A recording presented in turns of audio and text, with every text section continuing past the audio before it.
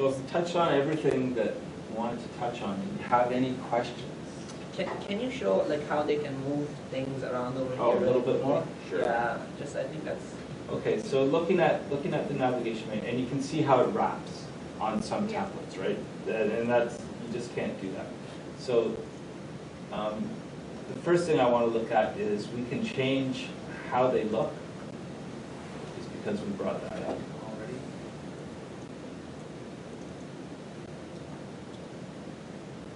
So instead of saying agent profile, now it's going to say profile? Right. Okay. And you could drag them, right? But we're limited to how many tabs we can have. If- Do we have to pay if- extra for additional? No, you don't have to pay extra for anything else, but if once you use the system, that's it. You don't have to pay extra for anything. Now, the only limitation is based on the template, how it's going to look. So this one, if you have 1, 2, 3, 4, 5, 6, more than 6, it's going to wrap down. So you want to limit your top navigation to 6. Sub-menus, you can have as many as you want. Yeah, yeah. And ideally, you keep the top menu to 6 or 7 items at most, because it's going to be very fluid depending on how it lays out. So you can see that I changed agent profile to profile to make everything fit better, pre-construction to pre-con. You can shorten things up, you can call them something different. It doesn't change the landing page at all, it doesn't change where they're clicking to, but you can change that to make it a little more user-friendly if you need to be. And you can choose to hide it instead of deleting it, because I see it'll delete or edit. Can you hide it? Well, if you take that off, it's gone. How did you do that, sorry? Just the I minus just- button.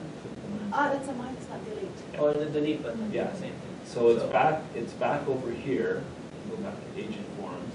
So it's And you can move that over. Oh, okay. yeah, it's there. So even if you take it off, then it's still stored somewhere. It doesn't completely delete it from your system, Right. and you can drag and drop it to Yeah, wherever. you're just changing the menu. So each content piece becomes a menu piece. Whether it's a form, whether it's content that we've put in place for you or made available for you, or content that you've put in place. It needs to be on the navigation bar or linked from another page in one way or another. Can you go back to the preview? Yeah. Yeah. To that color, you could change it too from yellow to something else, or those are set? Unfortunately. The templates are set as far as. So let's say, can you refresh the page? Sorry. Okay. So can you go on buyers? Okay. Let's say I want to move this page called bidding war from buyers to seller. Can you show me how I can do that? You have to just grab it. Bidding war, and I want to move it to sellers. So I just drag and drop, and that's it? And that's it. Okay, so can I see the preview again, please?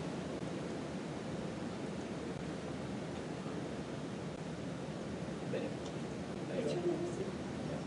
So I guess if I had to summarize it, so I create my web forms if that page that I'm thinking of needs to collect information from the person, or I can create additional pages, and then I just drag and drop the pages exactly where I want them to be.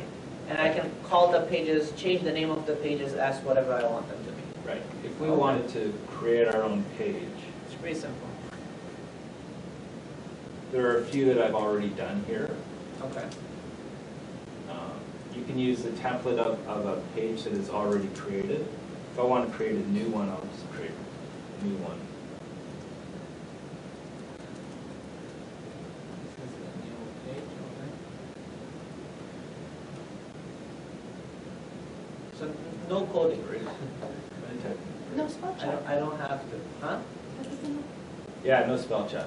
So You you wanna have be to careful put on a word Hey, there. what is Yeah. that ABC? No, that ABC is spell check. Oh, but it's not like what mine is on. My spelling sucks. Yeah. Right away, No. is it Yeah. activated? Can you go over ABC? Is it activated, maybe? Yeah, there you go. So it does. So if you click it, then it will do spell check for you. No spell. Can you change, just delete something, yeah? And then spell check. I want to see how it works. Yeah. Oh, that's not good. Maybe PG, maybe. No. Try the Probably word. have to save it and get out of it No, maybe you have to before highlight you it. would do it. You highlight it. No. Or maybe you need to highlight it. Like, No. maybe the word, if you have to insert it inside a word. That's all right. That's good to know. Excuse me. So we'll need to play around with that. So I've created a new piece of content. And you're gonna see that this is specific to me. And this won't show up on any other agent's navigation menu that they can use as content. It's my agent custom web page. And from there I can put it anywhere I want. So that's one way to create content. Is just right from the start, and you would probably use Word to get the formatting because the text box is a little bit finicky and it's a little bit small depending on your computer.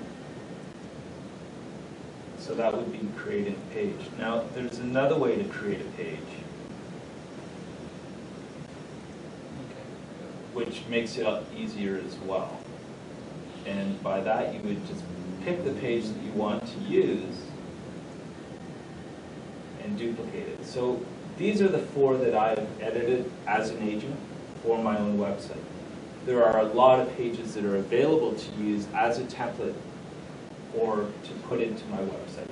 So all of these ones are the pages that can be used as a template or as an article. The important thing to keep in mind is these are all the default content, or they're the content that I've rewritten with the 2 beside it. And you can save this, or it may already be in the navigation menu. So you kind of have to look before you start changing things. Is that already there? For sale by owner 2 is already there. So unless you want to fully edit it, there's no reason to edit that. But you can use it as a base page. So how do we add a form inside the page? Again, that's where you have to start with a form page and create it. You can't add a form to a content page. You can add content to a form page.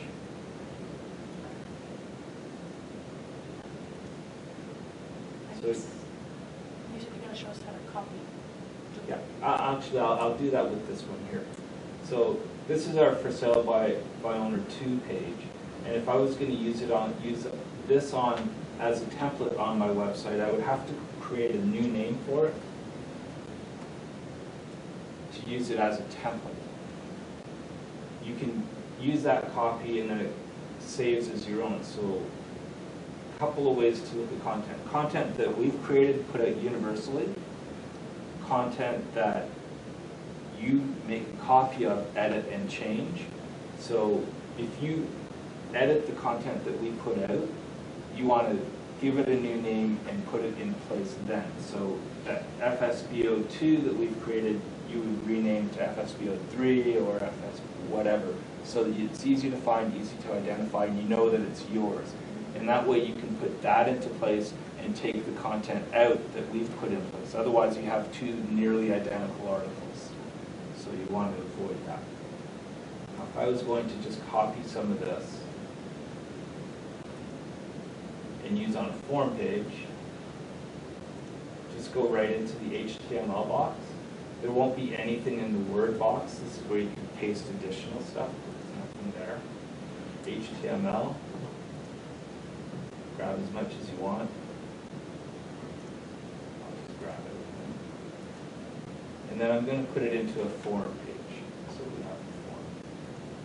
Because that page does not have a form tied to it. Use test 3. So I'm going to create a new one.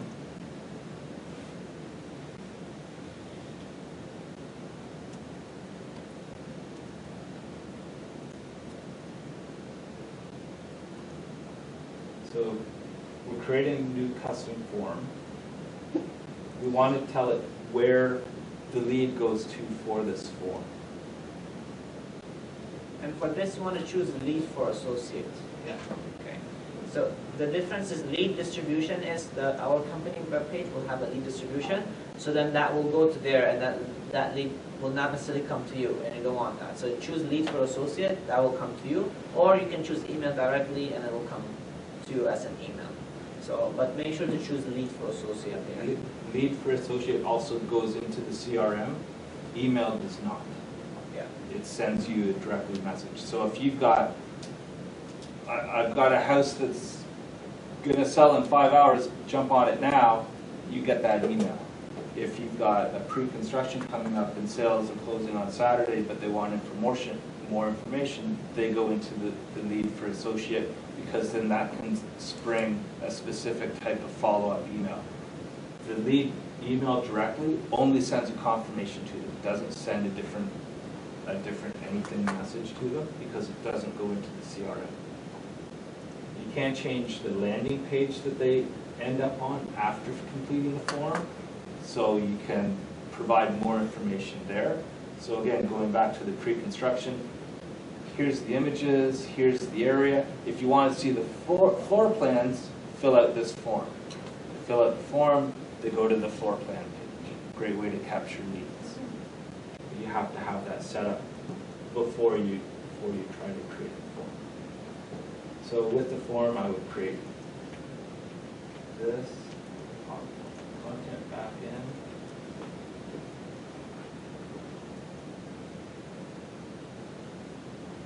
Save it, go back, edit it. It's important to save after you put the content in, or before you move the contact box, because otherwise it will disappear. You'll be wondering what happened to it.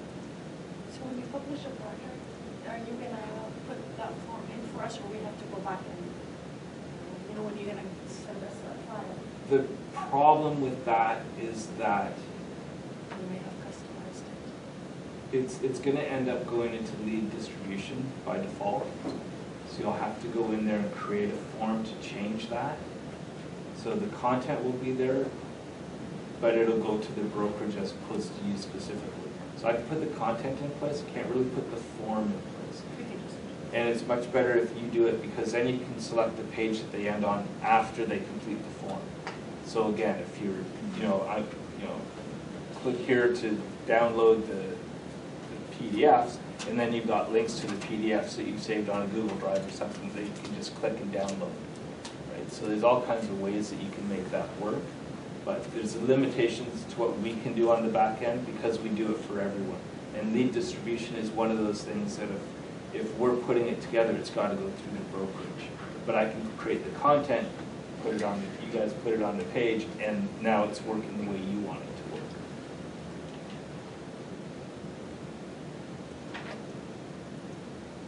let's see what, from technical point of view, the drop down, let's work on how many can hire, there's not 7 at the top, and the drop down. What if we get like 200 new projects, what do we do, like first them, or what do we? 200 projects out there. Then Can you probably, no, you don't want to have 200 going down the list in terms of your navigation menu.